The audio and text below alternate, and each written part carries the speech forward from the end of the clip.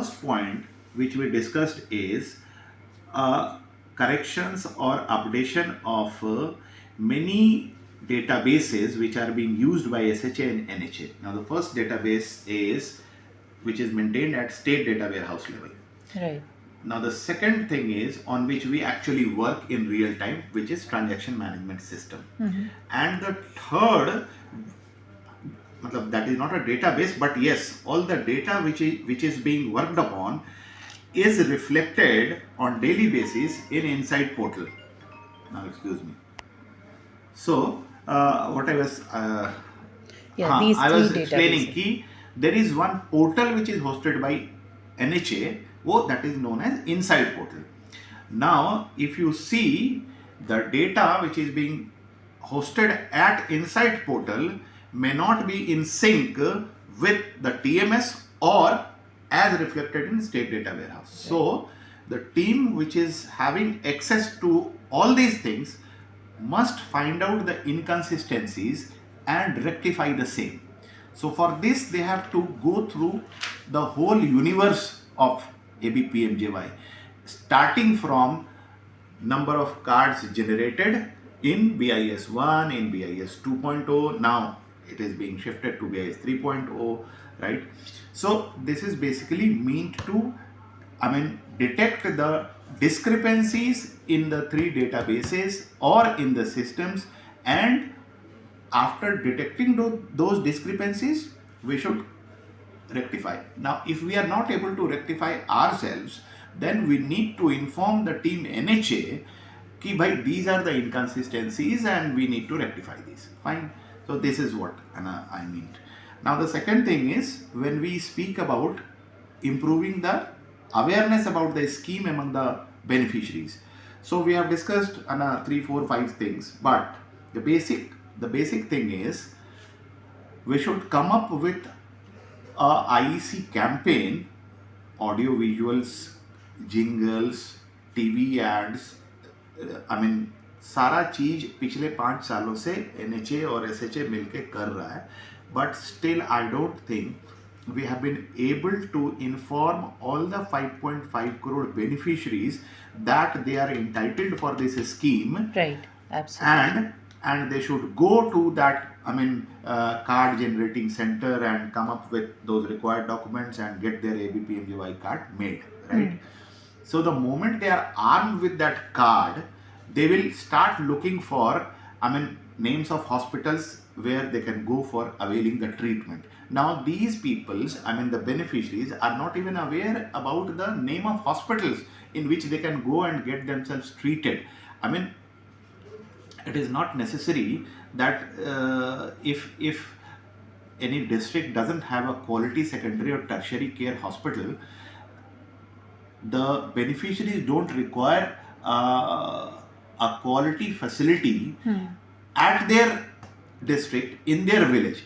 They can always, and they always do this when they fall sick or any of the family members fall sick, they move their patient to the nearest quality secondary and tertiary care center without knowing that they are beneficiaries of this scheme and they can avail free treatment in those quality secondary and tertiary care centers. Now, this hampers our utilization percentage. Okay? When you compare a greenfield state like Bihar to other greenfield states, because we have that data where we can see if our pre-auth is say 900 to 1000 per day, the brownfield states have like 4000 pre-auths per day.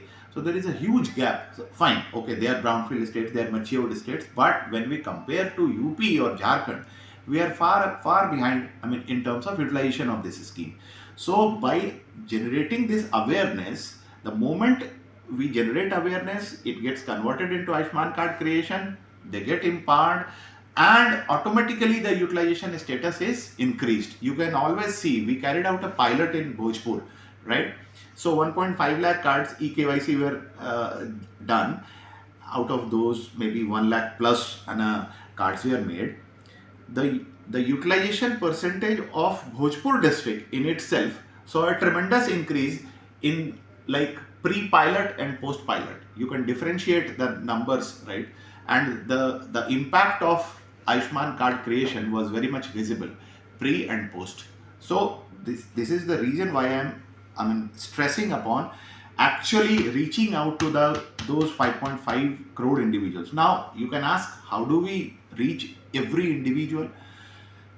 Say the audio visual campaign is not effective, so we can always have a bulk SMS thing, kind of thing. We have their mobile numbers, or if we don't have that updated mobile number, at least we can try it for once at least, so that we can actually know कि out of 5.5 crore beneficiaries कितने को हम SMS successful deliver कर पाए. System तो कहीं ना कहीं होगा. Acha, sorry to interrupt. So you said that there is already a call center in place, Yeah. right? Yeah. Okay. We have. And that call center is like, we have an agreement with that. Piramal का basically है वो, तो उनको ABPMJY का करना है, ये contract में है. ऐसा नहीं है कि उनको मतलब कुछ प्रो बोनो बेसिस पे करना है. They are being paid for that. So we can utilize. So what do their they services. do actually? They don't do anything as of now. जो उनको क्वेरी आती है, अगर फील्ड से कोई इतना इंटेलिजेंट बंदा है 104 पे कॉल करता है, उसको वो फीडबैक देते हैं कि भाई आप किस हॉस्पिटल में जाके कहाँ ट्रीटमेंट करा सकते हैं, कार्ड कैसे बना सकते हैं, blah blah blah, whatever queries they have. If any of the beneficiaries logs in with some grievances, they also report those things to us, right? Acha. लेकिन what I wanted to make use of that toll free number is the beneficiaries are actually 100% में वो भी aware नहीं है कि 104 को वो toll free number है और उस पर बात करके वो पूछ सकते हैं. बेनिफिशियरी को ये भी नहीं मालूम है. ठीक है, संतोष हम बुलाते हैं आधे घंटे बाद. तो मेरा कहने का मतलब ये है कि कैसे भी करके एक आईसी कैंपेन हम डिजाइन करें जिससे कि हम हर इंडिविजुअल बेनिफिशियरी को है ना रीच कर सके, पहला. दूसरा, से 30% of the whole beneficiary database is migrated, और से 5% is no more in existence. ठीक है, फॉर वट एवर रीजंस. ठीक है, कोई किसी का डेथ हो गया होगा, कोई फैमिली ब्रेक कर गई होगी, बहुत सारे रीजंस हो सकते हैं. तो एटलीस्ट हमें ये तो पता लगे कि भाई 5.5 करोड़ में से एक्चुअली 5 करोड़ ही एक्सेस हो पाया, 50 लाख इज मिसिंग. ठीक है, तो हमें वो भी नहीं पता है कि एक्चुअली वो नंबर्स क्या है, क्योंकि हम आज तक 1 करोड़ आयुष्मान कार्ड भी नहीं बना पाए हैं. ठीक है, रीच आउट किया हम लोगों ने, क्योंकि हमारा अप्रूवल का परसेंटेज ये बताता है कि वो दैट वाज नेवर अबव 70%. तो 1 लाख अगर रिक्वेस्ट आता है तो 70,000 ही अप्रूव होता है, 30,000 रिजेक्ट होता है. अब जिनका रिजेक्ट हुआ वो जरूरी नहीं है कि वो ABPMJY के बेनिफिशियरी नहीं है. ठीक है, वो एक्चुअली बेनिफिशियरी हैं, बट उनका बहुत सारे रीजंस है. नेम मिसमैच है, एज मिसमैच है, एड्रेस मिसमैच है. सो although they are genuine beneficiary, but as because we cannot carry out any editing or correction in the SEC database, we are forced to reject those requests, right? So हम अगर किसी भी तरह से कोई भी strategy design करते हैं तो उसका पहला एम यही होता है कि भाई हम अपने लाभार्थी तक ये सूचना पहुंचाएं कि भाई आप इस स्कीम के पात्र लाभार्थी हैं, आप कृपया इसका फायदा उठाएं. तो हम अभी यही नहीं कर पा रहे हैं. तो इसको करने के लिए तो एक ही रास्ता है हमारे पास कि हम वहां तक पहुंचें. पहुंचने के रास्ते अलग अलग हो सकते हैं, बट एम तो एक ही है कि उनको हम अवेयर कराएं कि भैया तुम इसके बेनिफिशियरी हो, प्लीज इसको यूज करो. गांव के कोसी के दियारे में बैठा जो है ना कोई दलित महादलित टोला है, उसके लोगों को क्या ही पता है कि टोल फ्री नंबर वहाँ कहाँ हम मतलब कॉल करें. वहाँ कोई ना मतलब उनको बताने वाला नहीं है, गाइड करने वाला नहीं है, ना वहाँ रेडियो पहुँचता है, ना वहाँ अखबार पहुँचता है. तो फिर कैसे पहुँचे हम, है ना. तो एक रास्ता जो हमें दिखता है वो है कि आजकल सबके पास मोबाइल फोन्स तो हैं. ठीक है, अब वो एक ही चैलेंज आएगा कि डेटाबेस में वो मोबाइल नंबर अपडेटेड नहीं है. तो अगर हम एक बार बल्क SMS ट्राई करें तो हमें ये पता चलेगा कितना मेरा फेलियर हुआ. तो 5.5 करोड़ में से 3 करोड़ फेलियर हो गया. ठीक है, 2 करोड़ तक तो हम पहुंच पाए. ठीक है, 2 करोड़ का कार्ड तो नहीं बना है, कार्ड तो वही 80 लाख का बना है. ठीक है, तो एटलीस्ट 1 करोड़ 20 लाख ज्यादा तो पहुंच पा रहे हैं हम.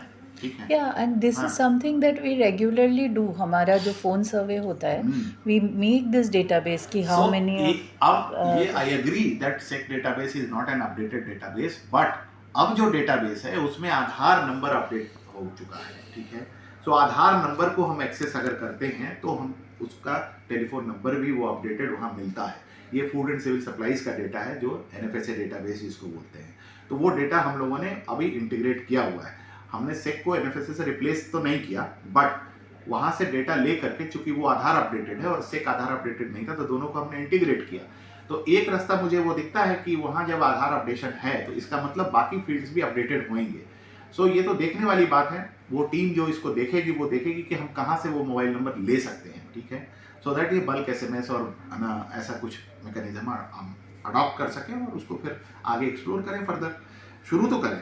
तो ये उसके बाद जो दूसरी बात थी वो ये था कि ठीक है, ये तो हो गया मतलब आपका ना demand side. What about supply side? तो सप्लाई साइड में आप अभी 400 प्राइवेट हॉस्पिटल इम्पैनल नहीं कर पाए हैं, ठीक है, 3 जिला अभी भी ना जीरो ब्रेक अभी तक नहीं कर पाया है। May be with in next coming days few days वो जीरो ब्रेक कर पाएंगे, एक आध 2-3 हॉस्पिटल्स वहाँ मिलेंगे, फाइन।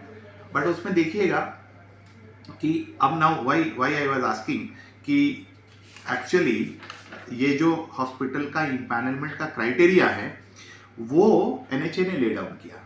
स्टेट अपने एक्चुअल स्टेटस के हिसाब से उसके जो स्ट्रिंजेंट कंडीशंस ऑफ इम्पैनलमेंट है उसमें कुछ डाइल्यूशन कर सकते हैं, एज बिकॉज हमारे पास हमारे जो रिमोट एरियाज है वहाँ पे उस क्वालिटी का मीट करने वाला जो हॉस्पिटल है वो नहीं है, तो हम कभी इम्पैनल नहीं कर पाएंगे, क्योंकि हमारा इंफ्रास्ट्रक्चर उस लेवल पे पहुंचने में तो काफ़ी टाइम लगेगा।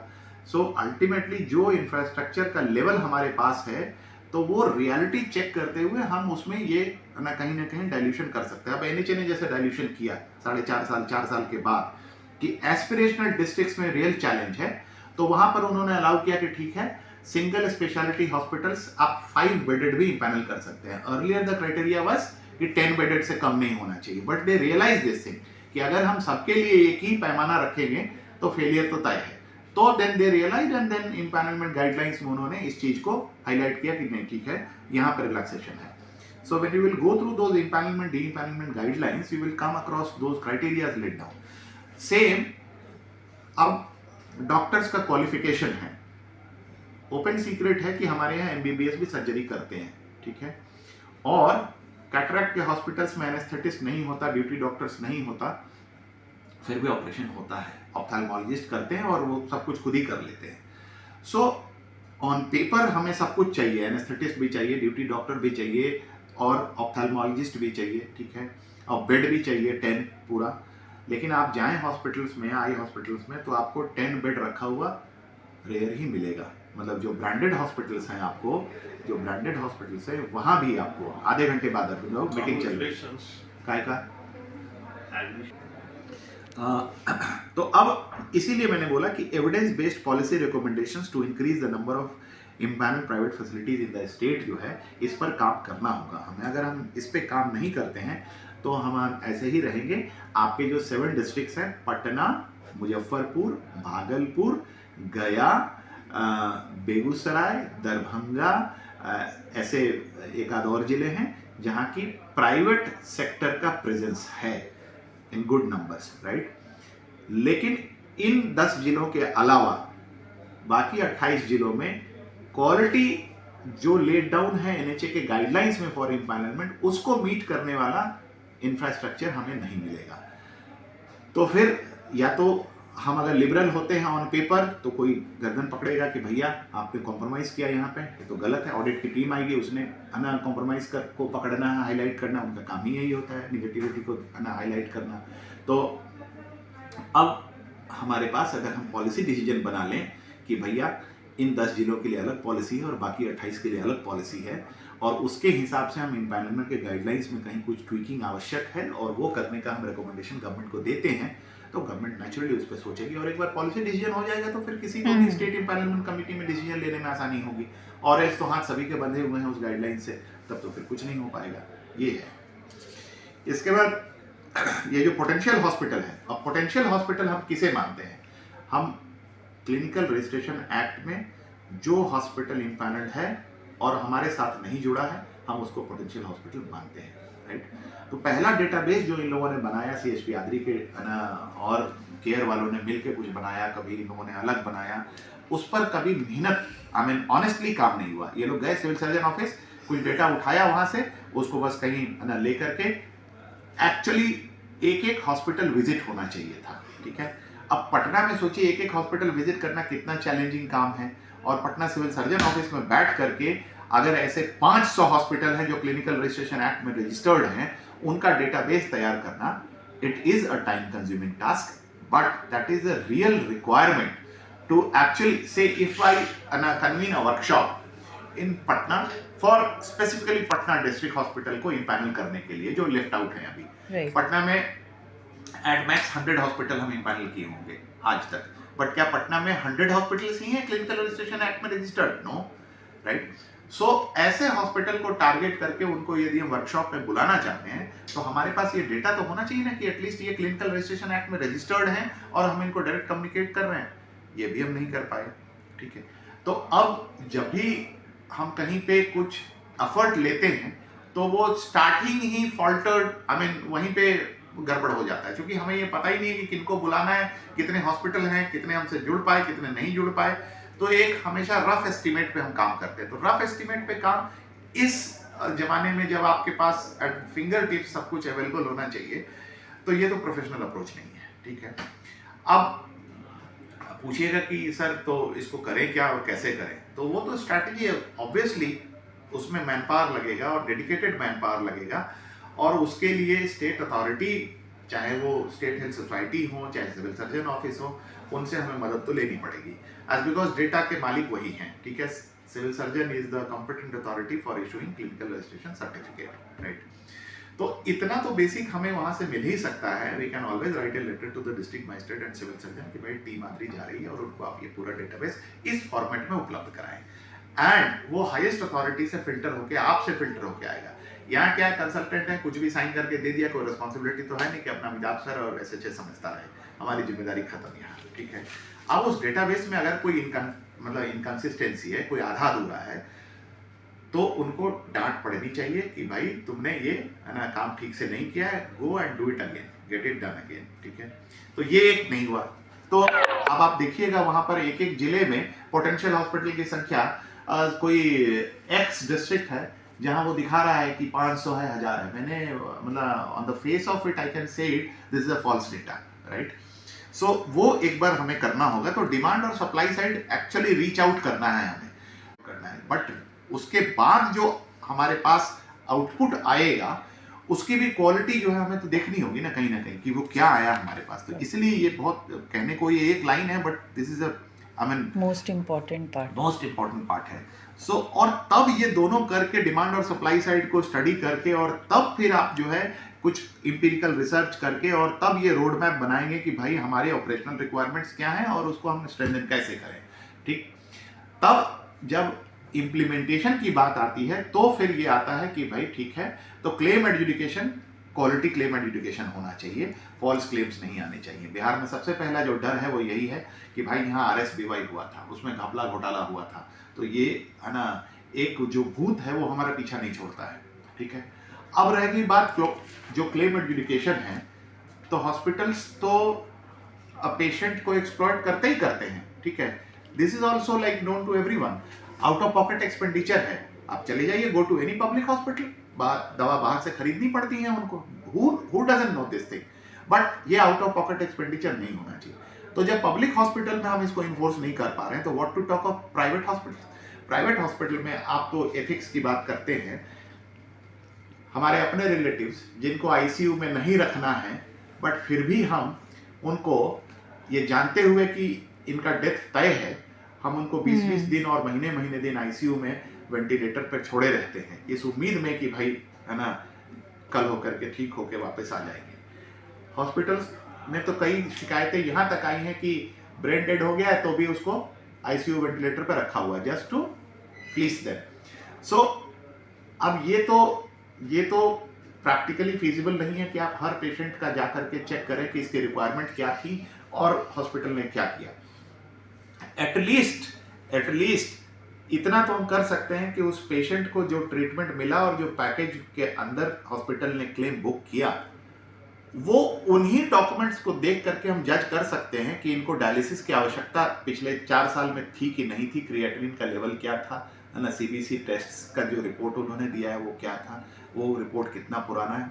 तो मतलब अगर कोई फ्रॉडुलेंट चीजें चल रही हैं तो हम उसको डिटेक्ट कर सकते हैं, पेशेंट को डायरेक्ट कॉल करके पूछ सकते हैं कि भैया तुम गए थे इस हॉस्पिटल में ट्रीटमेंट कराने, तो वो बोलेगा कि नहीं सर हम तो गए नहीं थे कहीं, ठीक है।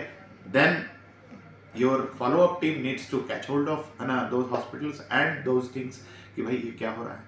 सो कहने का मतलब ये है कि कहीं ना कहीं एक शुरुआत हम करें तो रास्ता सभी को मालूम है, बिकॉज 5 years है ना हो गया, अभी कोई टीचिंग प्रॉब्लम्स नहीं है, but problem is quality monitoring and quality evaluation. So for that we actually need to gear up now.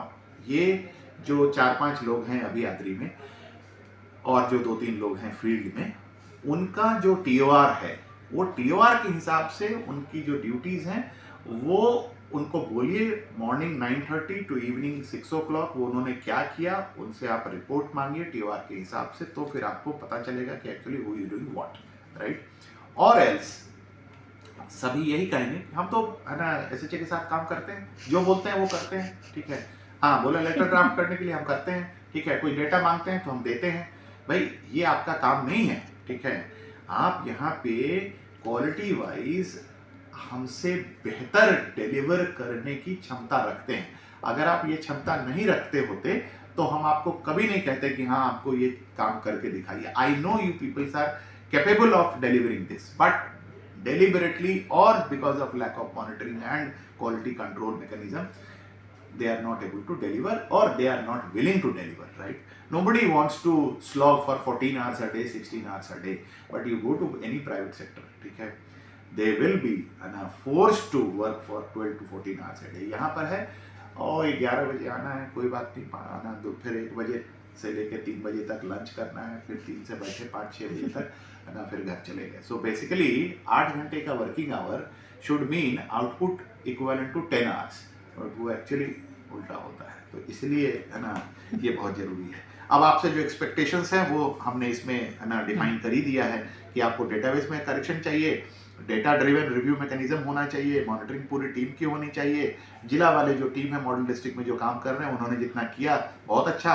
अब उसमें आप देखिएगा अभी आयुष्मान भव कैंपेन चल रहा है, उसमें उन्होंने बोला है कि आप विलेज, ऐसा विलेज जो आप जिसको सैचुरेट कर लेते हैं उसको आयुष्मान ग्राम हम घोषित करेंगे। ये आज NHA कह रही है, हम लोगों ने आज से 3 साल पहले आदरी को ये टास्क दिया था जब मॉडल डिस्ट्रिक्ट बनाने का था कि आप 100% आयुष्मान कार्ड जनरेशन एक विलेज वाइज आप चलिए और उस विलेज को आप 100% सैचुरेट जैसे ही करिएगा आप हमको बताइए कि सर आपका इतना विलेज 100% सैचुरेट हो चुका है, ठीक है। They never came up with मतलब with this data, right. They tried, they were working in that direction. Muzaffarpur का कोई एक पंचायत भी था जहाँ वो लोग इस ये पे काम कर रहे थे, बट अगेन वही स्लोली आई मीन फिजल्स आउट, कौन देखने वाला है।